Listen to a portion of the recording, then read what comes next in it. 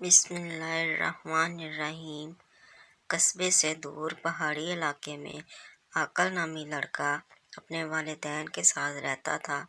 11 سالہ عاقل 5ویں جماعت کا طالب علم تھا۔ اس کے والد پہاڑوں کو توڑ کر پتھر ملک کے مختلف حصوں میں بیچنے والے ٹھیکیدار کے ساتھ مل کر کام کرتے تھے، اور امی عورتوں کے لیے سلائی کڑھائی کرتی اور یوں ان کی گزر بسر ہوتی۔ پڑھائی سے فارغ ہو کر عاقل اپنی امی کا ہاتھ بٹاتا تھا۔ وہ سلائی اور کڑھائی کیے ہوئے کپڑے ماں کے بتانے پر خواتین کے گھروں میں پہنچا آتا۔ اس کی امی کو باہر بھی نہ جانا پڑتا اور وقت کی بچت بھی ہو جاتی۔ جو سامان ماں کو چاہیے ہوتا باہر سے وہ بھی خرید کر لاتا۔ ایک روز اسے کسی خاتون کے کپڑے دینے جانا پڑا جن کا گھر کافی دور تھا۔ جب وہ کپڑے دے کر واپسی کے لیے مڑا تو شام ہونے والی تھی۔ ناہموار سنسان پہاڑی راستے پر وہ چلا آ رہا تھا کہ اسے کسی کے کرانے کی آواز سنائی دی۔ اسے محسوس ہوا کہ آواز بڑے پتھر کے پاس سے آ رہی ہے۔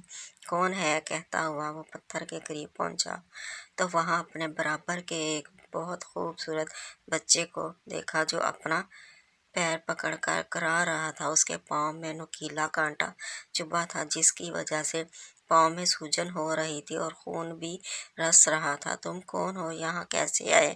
یہ کانٹا کیسے چبھا؟ اسے دیکھتے ہی عاقل نے حیرانی سے کئی سوال پوچھ ڈالے۔ بہت تکلیف ہو رہی ہے، کانٹا نکالنے کی ہمت بھی نہیں، کیا تم میری مدد کرو گے؟ بچے نے مدد مانگی تو وہ سر ہلاتے ہوئے اس کے پاؤں کے پاس جھکا۔ ارے وہ دیکھو کتنا خوبصورت پتھر ہے، عاقل نے ایک طرف اشارہ کرتے ہوئے کہا۔ جیسے ہی بچے نے ادھر دیکھا عاقل نے جھٹ سے کانٹا نکال دیا۔ ارے کانٹا نکل گیا! میں ڈر رہا تھا کہ بہت تکلیف ہوگی، مگر تم نے تو کمال کر دیا، بچے نے خوشی سے کہا۔ عاقل مسکرایا اور اپنی کلائی پر لپٹا رومال پھاڑ کر اس کے پاؤں میں پٹی بھی باندھ دی۔ بہت شکریہ دوست، میں تمہارا احسان مند رہوں گا۔ شام ڈھل رہی ہے، اب ہمیں اپنے گھر جانا چاہیے۔ ٹھیک ہے، مگر تمہارا گھر کہاں ہے؟ تم نے تو اپنا نام بھی نہیں بتایا۔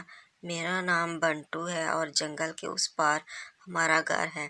بنٹو آہستگی سے اٹھ کھڑا ہوا اور ہاتھ ہلاتے ہوئے مختلف سمت چلنے لگا۔ عاقل بھی تیزی سے اپنے گھر کی جانب چل پڑا۔ گھر پہنچا تو امی کو پریشان پایا۔ انہوں نے دیر سے آنے کی وجہ پوچھی تو عاقل نے سب سچ سچ بتا دیا، جس پر امی نے اسے بہت شاباش دی۔ عاقل کے ابو رات میں تھکے ہارے گھر آئے تو بہت پریشان تھے۔ بیوی کے پوچھنے پر وہ بولے کہ ٹھیکیدار عام پتھر بیچنے کی آڑ میں غیر قانونی طور پر قیمتی پتھر اسمگلنگ کرتا تھا۔ وہ پکڑا گیا اور کام کا سلسلہ بند ہو گیا ہے۔ اب پتہ نہیں گھر کا خرچ کیسے چلے گا۔ دن گزرتے گئے، سلائی کڑھائی سے کی گئی جمع پونجی ختم ہو چکی تھی۔ اس روز اس کے گھر راشن نہیں تھا اور اتنے پیسے بھی نہیں کہ کچھ خریدا جا سکے۔ عاقل کی امی نے اسے کڑھائی والا کرتا دیا کہ انہی خاتون کے گھر دے آؤ تاکہ جو پیسے ملیں اس سے کھانے کا بندوبست ہو سکے۔ جب وہ کپڑے پہنچا کر آ رہا تھا تو اسے بنٹو نظر آیا۔ دونوں دوست باتیں کرنے لگے۔ بنٹو نے پریشانی کی وجہ پوچھی، پھر اسے ایک سنہری تھیلی دی۔ اسے اپنے پاس سنبھال کر رکھنا، جب کوئی مسئلہ ہو تو سچے دل سے دعا کرنا اور اس میں سے ایک بیج نکال کر زمین میں دبا دینا۔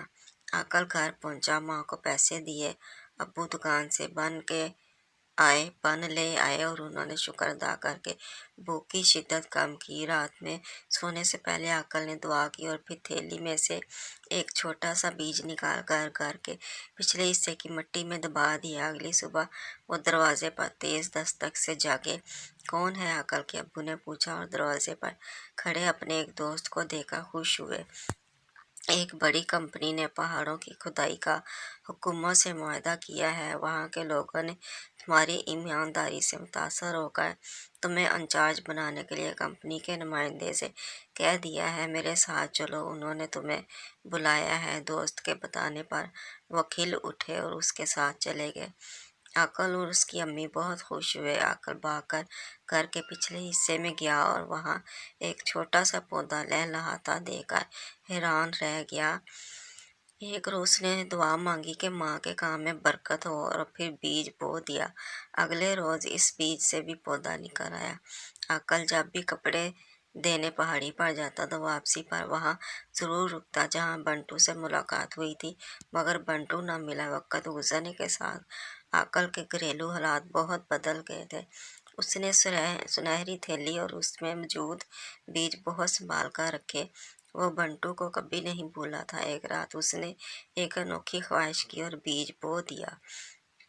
اگلے روز اپنے گھر میں بنٹو اور اس کے ساتھ ایک بہت خوبصورت خاتون کو دیکھ کر بہت خوش ہوا اور بھاگ کر ان کے پاس گیا۔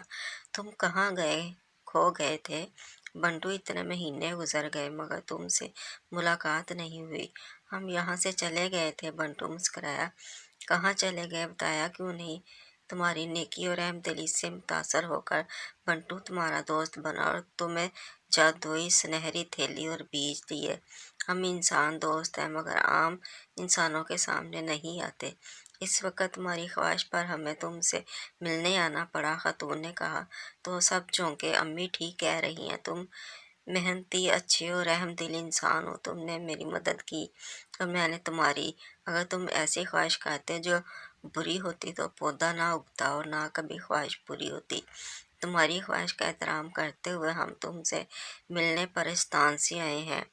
تو کیا آپ؟ عقل نے کھلاتے ہوئے کہا۔ ہاں، ہم انسان نہیں، میں پری زاد ہوں اور امی ملکہ پری ہیں۔ ان کی بات سن کر عقل بونچکا رہ گیا۔ اب ہمیں جانا ہوگا۔ ہمیں ہمیشہ اچھے کام کرنا، جھوٹ سے بچنا، دوسروں کی مدد کرتے رہنا، ورنہ سنہری تھیلی اور بیج غائب ہو جائیں گے۔ اچھا دوست، خدا حافظ، بنٹو نے کہا اور ان کے دیکھتے ہی دیکھتے دونوں غائب ہو گئے۔